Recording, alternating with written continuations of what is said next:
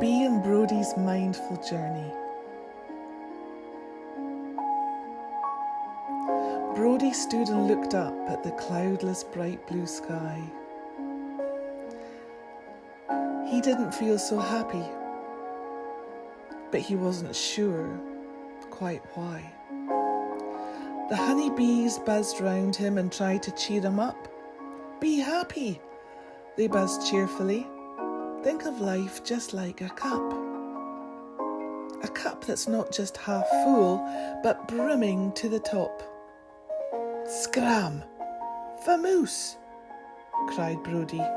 Jings, he was in a strop. No matter how the wee bees buzzed all about the place, none would put a real smile on Brodie's hairy face. His thoughts were in a jumble. He didn't know just how to be. He turned his back on the Brodie and gazed straight out to sea. His favourite bee buzzed over. Little Bee was her sweet name. Don't waste the day, dear Brodie. Och, that would be a shame. Bee had always had his heart, and he had hers right back. Her energy would lift him up and put him back on track. For Brodie was a thinker whose thoughts tied him up in knots. Not always, but just sometimes. Not much, not lots and lots. Now, Brodie, said wee Buzzy Bee, why don't we make a start on the path to special places which warm and lift our hearts? These places are in Scotland, a place that we call home, a place which lifts our spirits up no matter where we roam.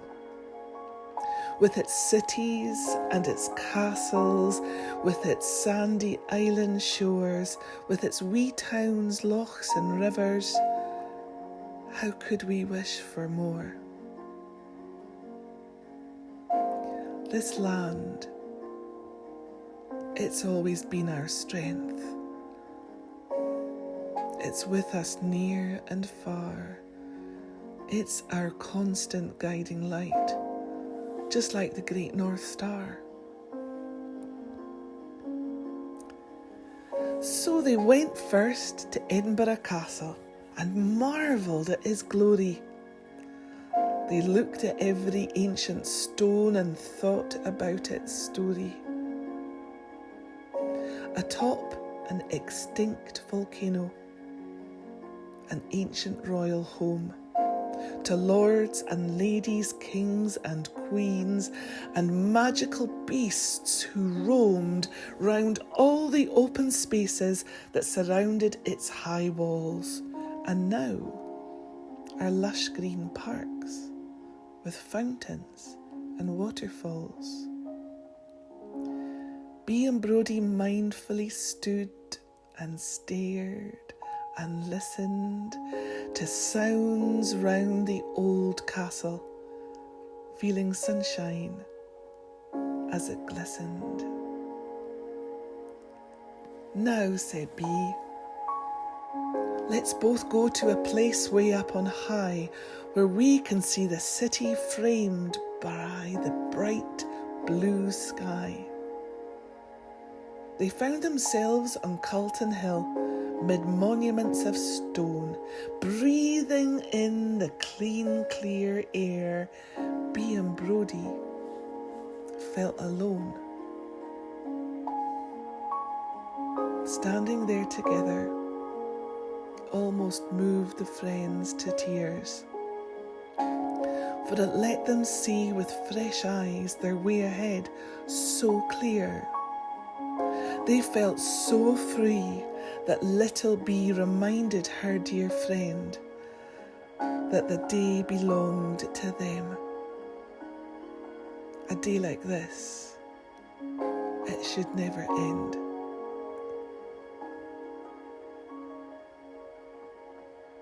They went next to Dean Village with its courtyards and its towers, its old walls made from sandstone and its millstones turned by power of waters which flowed northwards all the way out to sea.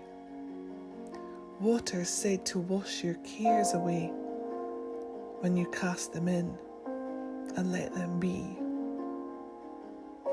And so that's what the friends did as they stood there side by side.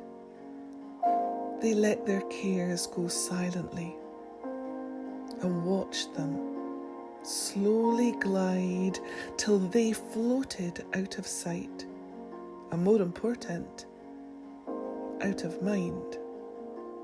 Now, said B, best keep moving. Let's leave this special place behind. For Brodie, there is somewhere which I think you will agree is one of Scotland's most awesome sights the whole world wants to see. Brodie gently followed her, for B was always right, and soon the good friends found themselves standing bathed in warm sunlight. Divided by the bright blue sea, capital city and kingdom of Fife, B and Brodie were speechless. They were really living life.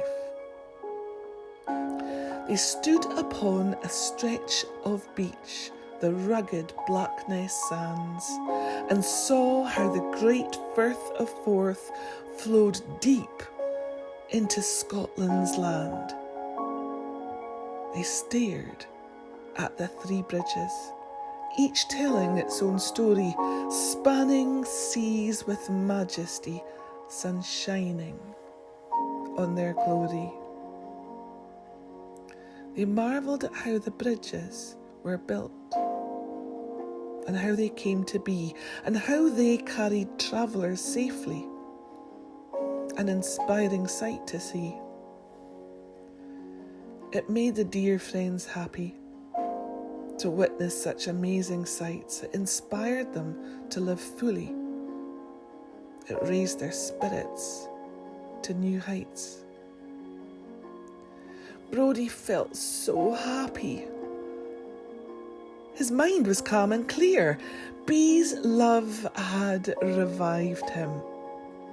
So had Scotland, he loved so dear. It's a place of stunning beauty, of friends, faithful, loyal, strong.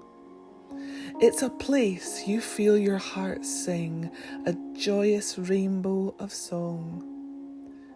Good friends belong together every single day. When one is feeling low and lost, the other can light the way. Like Greyfriars Bobby and his master, B is Brodie's heart. Brodie knows no matter what, they'll never be apart.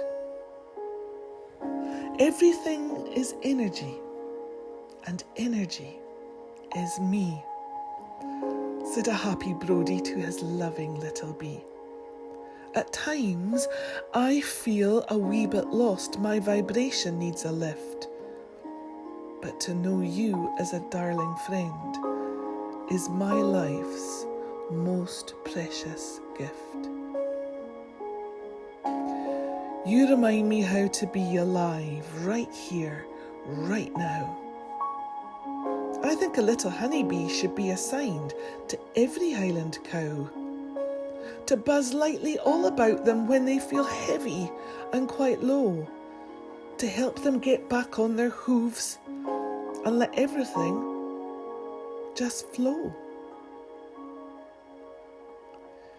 You've taught me to feel what surrounds me and listen to sounds so bright and smell the sweet smells of nature and appreciate its beautiful sights.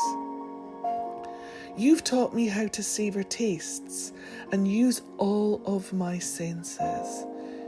You have helped remind me just how brilliant life is. Bee and Brodie stood still and calm under their favourite tree, mindfully using their senses. How many can we see? And so it was that Bee and Brodie headed home, their favourite place, among the mighty ancient trees where they felt the calm and grace of nature in her glory, of flowers in full bloom.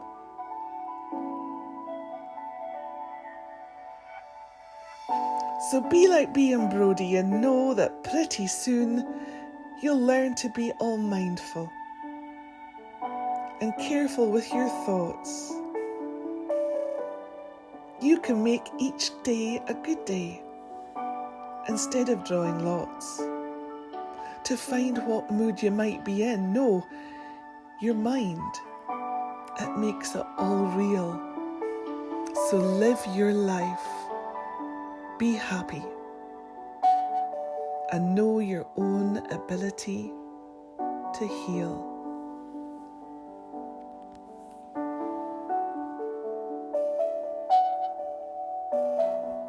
Bee and Brodie's Mindful Journey.